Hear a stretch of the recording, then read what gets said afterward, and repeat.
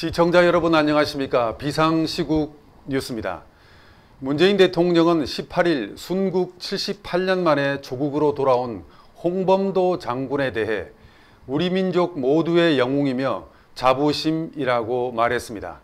문 대통령은 홍범도 장군에게 대한민국 최고 훈장인 대한민국장을 다시 추서하고 최고의 예우로 홍 장군을 맞았습니다. 하지만 참 이해할 수 없는 행동입니다. 왜냐? 이날 유해가 봉환된 홍범도 장군은 일제시대 최대의 항일 무장투쟁을 좌절시킨 장본인이기 때문입니다. 시청자 여러분, 우리는 1920년 10월 중순에 청산리 대첩을 기억하고 있습니다. 청산리 대첩이 항일 무장투쟁 가운데 가장 대규모의 승전보였다는데 이론을 다는 사람은 없습니다. 지금 제 뒤편으로 보이는 사진이 바로 항일 무장투쟁의 금자탑 청산리 대첩을 이룬 김좌진 부대의 사진입니다. 이 부대는 제대로 된 군사훈련을 받았습니다. 그리고 연해주 지방에 당시 있던 체코 군대로부터 사들인 소총과 야포 등 중화기로 무장된 정규군이었습니다. 그런데 이 군대가 전부 어디로 갔을까? 역사는 청산리 대첩을 이룬 이 군대의 그 다음 해를 기록하고 있지는 않습니다. 기록하고 있더라도 연관 관계를 설명하지 않고 그냥 한 줄로 지나쳐 버리고 있습니다. 지금 중고등학교 교과서에 나오는 내용들이 바로 그런 내용들입니다. 그런데 이 군대는 슬프게도 바로 청산리 대첩 한 해 뒤인 1921년 6월 28일 소련 땅 스보보드니 일명 자유시에서 괴멸되고 맙니다. 이 안타깝고 참혹한 사건에서 학살자인 소련편의 선 가해자가 바로 홍범도였습니다. 소련군과 홍범도 등 한인 공산주의자들이 몰살시킨, 괴멸시킨 3,500여 명의 대한독립군단은 청산리 전쟁과 봉오동 전투를 승리로 이끌었던 항일 무장 독립군의 주력이었습니다. 지금 제 뒤로 옆으로 보이는 사진이 3,500 대한독립군단이 괴멸된 러시아 아무르주 스보보드니시 제야 강변입니다. 강사이를 가로지르고 있는 철교가 보이시죠? 이것이 바로 시베리아 횡단철도의 철교입니다. 2015년에 제가 러시아 자유시를 처음 취재했을 때 찍어온 사진입니다. 우리 민족은 1945년 해방될 때까지 두 번 다시 이런 무장투쟁 조직을 가질 수가 없었습니다. 1921년 6월 갑자기 사라진 대한독립군단은 함경도 지역의 호랑이 포수와 1895년 을미의병 그리고 대한제국의 해산군인 등이 주축이 된 백전노장의 무장병력이었습니다. 시청자 여러분, 1940년에 광복군을 알고 계시죠? 광복군이 조직될 때, 그러니까 지금 이 청산리 대첩의 이 군대로부터 20년 뒤의 사실입니다. 1940년 광복군이 조직될 때 최대한으로 모은 인원이 400명밖에 되지 않았습니다. 바로 이 20년 전에는 3,500여 명의 독립군이 존재했는데 말입니다. 그것도 1940년에 광복군은 전투력도 요새로 치면 총도 쏠 줄 모르는 논산훈련소의 이등병 수준이었습니다. 그런데 그에 비해 20년 전에 대한독립군단은 모두가 1등 상사 수준의 최고의 무장병력이었습니다.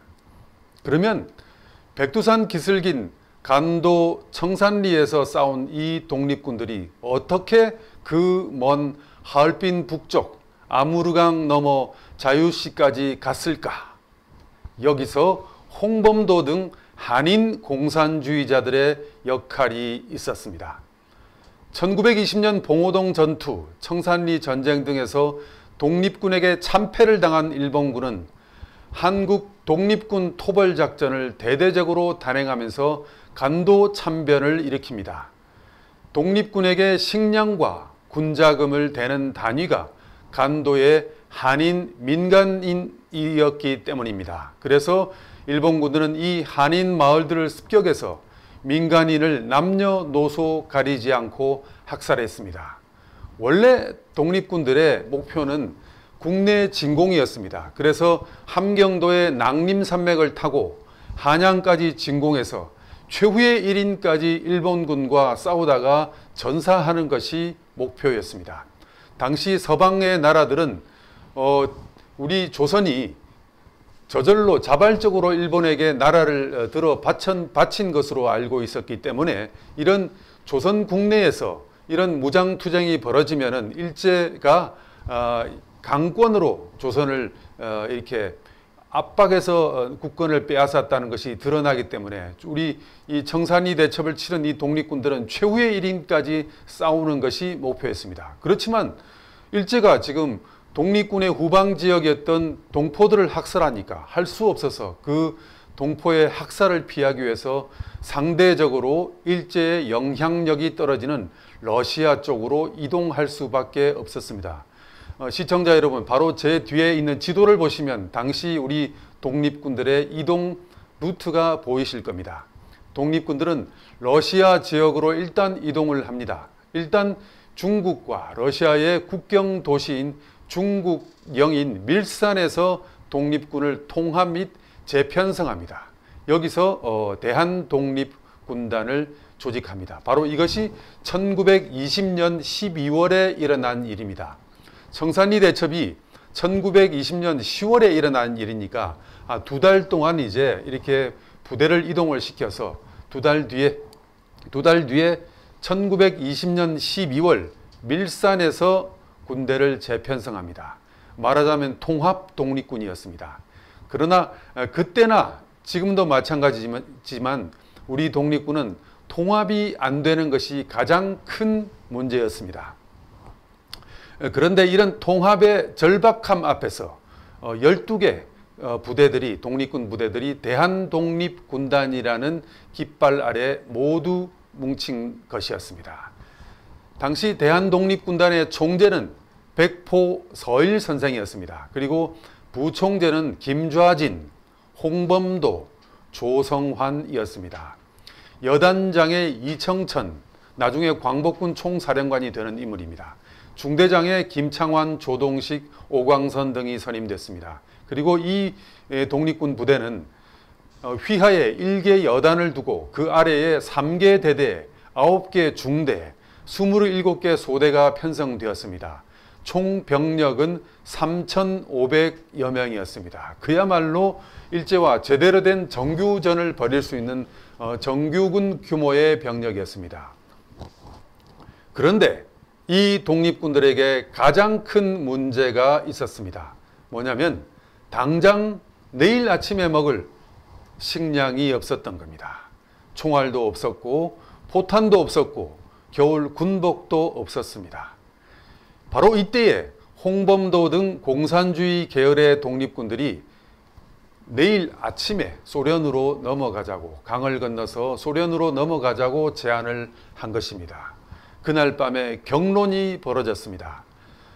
대한독립군단의 총재인 백포서일 선생과 김좌진, 이범석 등 청산리 대첩의 주역들은 격렬하게 반대했습니다. 하지만 군대의 가장 중요한 보급이 안 되니 도리가 없었던 겁니다.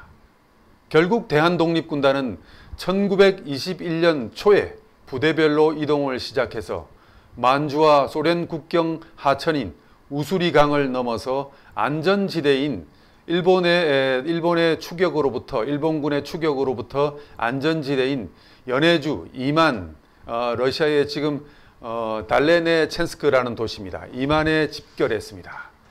당시 연해주에 있던 대한국민회의의 문창범과 자유대대의 오화묵 등은 이만에 있을 것이 아니라 좀 더 북진해서 하얼빈 북쪽에 자유시에 군대 주둔지를 마련해서 독립군을 집결하자고 권했습니다. 그쪽으로 가면 레닌 군대가 옷도 주고 밥도 주고 총탄도 주고 여러 가지 그 보급을 해주겠다는 약속이었습니다. 그래서 이런 속임수에 넘어가서 우리 독립군들은 시베리아 횡단 철도를 타고 소련 자유시에 집결했습니다. 이곳에 집결한 독립군은 간도 지역의 독립부대인 최진동 등의 총군부, 그리고 안무 등의 국민회군, 그리고 홍범도 등의 독립군, 그리고 백포 서일 총재가 이끈 북러 군정서 등이 있었습니다. 그러나 여기서 한인 독립군들은 소비에트 군대로부터 배신을 당합니다. 당시 러시아는 혁명 내전 중에 있었습니다. 일본군이 러시아 공산혁명에 반대하는 그 제정 러시아 군대를 도와서 일본군이 시베리아까지 출병해 있었습니다. 때문에 러시아 땅으로 넘어온 한국 독립군은 부득이 레닌 군대와 레닌 군대와 협력할 수밖에 없었고 그들로부터 군량과 무기 지원까지 받았던 겁니다. 하지만 혁명이 어느 정도 진척돼 한인들의 도움이 필요 없다고 느끼게 되자 레닌 군대는 한인들의 수족을 묶을 궁리를 하게 됐습니다. 이를 눈치챈 일본은 이 소련 군대와 독립군을 이간시키기 시작했습니다.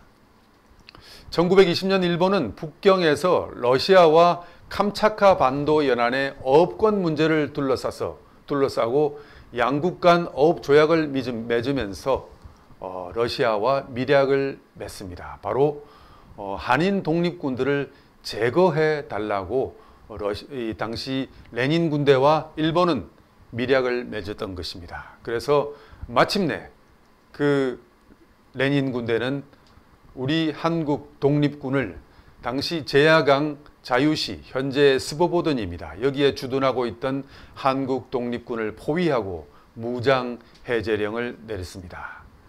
지금 제 옆으로 보이는 사진이 바로 러시아 자유시에 있었던 우리 독립군들의 주둔지 현장 사진과 지도입니다. 대한독립군으로서는 볼셰비키 군과의 협력 관계나 그들의 혁명 투쟁을 위해서 그들을 혁명 투쟁을 위해서 지금까지 흘린 피해 대가로 보거나 무장 해제는 있을 수 없는 조치였습니다. 그래서 이걸 거부했습니다. 그 결과 일어난 것이 바로 자유시 참변입니다. 소비에트 군은 우리 한인 독립군에게 집단 발포를 합니다. 그리고 장갑차를 앞세워서 우리 독립군을 밀어버립니다.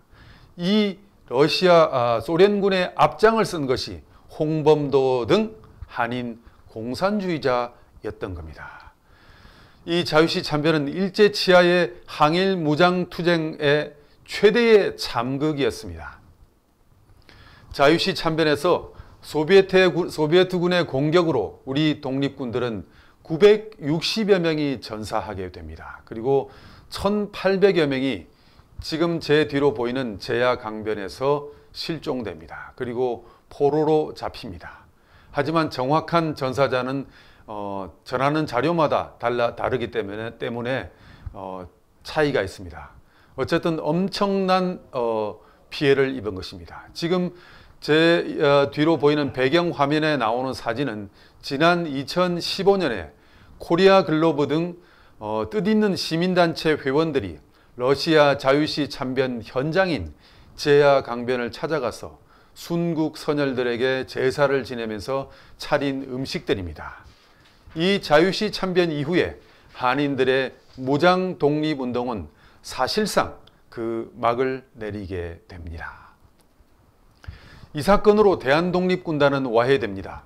대한독립군단을 조직했던 총재 서일은 자유시 참변이 일어나 많은 동지들이 사망하자 이에 대한 책임을 지고 2달 뒤 중국령 밀산에서 자결을 합니다. 제 옆에 보이는 사진이 바로 백포 서일 총재입니다. 이 서일 총재가 대한독립군단의 총재였고 그리고 청산리 대첩을 총괄 지휘했던 분입니다. 그리고 김좌진 장군은 러시아령 이만까지 갔다가 자유시 참변이 일어나기 전에 탈출하여 만주로 돌아옵니다. 한인 공산주의자들이 독립군을 끌어들여 동포인 또 독립군을 공격한 이 비참한 사건을 목격한 이후 김좌진 장군은 철저한 반공주의자가 됩니다. 당시 김좌진 장군 등 독립군 지도자들은 공산주의자들은 러시아 볼셰비키의 괴뢰다, 앞잡이다. 볼셰비키는 대한독립군을 내란 음모에 이용하고 있을 뿐이며 목적을 달성하면 가차없이 숙청할 뜻을 가지고 있다고 성토를 하고 다녔습니다. 이런 비판이 원인이 되어서 교육사업 등으로 독립운동의 활로를 찾기 위해서 동분서주하던 만주 지역을 동분서주하던 김좌진 장군은 1930년경에 고려 공산당원 박상실에게 암살되고 맙니다. 자유시 참변 당시 한인 무장 독립군은 시베리아와 만주 벌판 곳곳에서 사살되고 체포당하고 강제 노동에 끌려갑니다. 문제는 이 사건 당시 레닌 군대에 협력했던 홍범도입니다. 홍범도 장군은 그 뒤로 소련의 레닌으로부터 금화 100루블과 레닌의 이름이 새겨진 권총 등을 선물로 받은 사실도 확인됐습니다. 자유시 참변 이듬해인 1922년 2월 모스크바에서 코민테른의 주최로 열린 극동민족대회에 홍범도는 한인 대표로 참석했습니다. 여기서 홍범도는 레닌과 단독 면담도 했습니다. 학계에서는 레닌의 선물은 사실상 소련에 협조해준 감사의 표시나 다름없다는 해석을 내놓고 있습니다. 1921년 자유시 참변 이후 홍범도는 휘하 병력 300명을 소련군에 편입시킵니다. 또 자신은 소련군 제5군단 합동민족여단 대위로 편입한 뒤 대위로 들어간 뒤 25군단 조선인 여단 독립대대 지휘관으로 승진했습니다. 그리고 그 뒤 1923년에 제대를 하게 됩니다. 하지만 홍범도는 결국 소련군에게 배신당하고 맙니다. 1937년 홍범도는 스탈린의 명령으로 중앙아시아로 강제 추방됩니다. 그리고 카자흐스탄에서 아주 외딴 극장의 경비원으로 여생을 보내다가 1943년 10월 25일 생을 마감하게 됩니다. 자유시 참변이 일어나던 1921년 무렵 대통령 이승만이 이끌던 상해 임시정부는 국무총리였던 이동희 등 모든 사회주의자와의 관계를 끊었습니다. 자유시 참변이 일어난 것을 보고 나서 사회주의자들, 공산주의자들은 더 이상 믿을 수가 없다는 신념을 가지게 된 것입니다. 이후 이승만 대통령은 공산주의자들과의 어떠한 연합도 시도하지 않았습니다. 상해 김구 선생의 상해 임시정부 또한 마찬가지입니다. 이리하여 선열들이 그토록 염원했던 통일된 항일 무장병력을 키우는 꿈은 수포로 돌아가게 됩니다. 이는 말할 것도 없이 소련 공산당과 여기에 사주를 받은 한인 공산당의 음모 때문이었습니다. 독립운동 시기나 지금이나 우리 민족의 분열을 조장하는 가장 큰 원인은 공산당 세력입니다. 일치단결해서 싸워도 독립을 달성하기가 쉽지 않은 마당에 먼 시베리아 땅까지 가서도 동포인 독립군에게 총뿌리를 겨눈 것이 바로 공산당이었습니다. 그리고 그 공산당 출신들을 가장 높이 선양하고 있는 사람이 바로 문재인 대통령입니다. 시청자 여러분, 다음 방송 시간까지 안녕히 계십시오.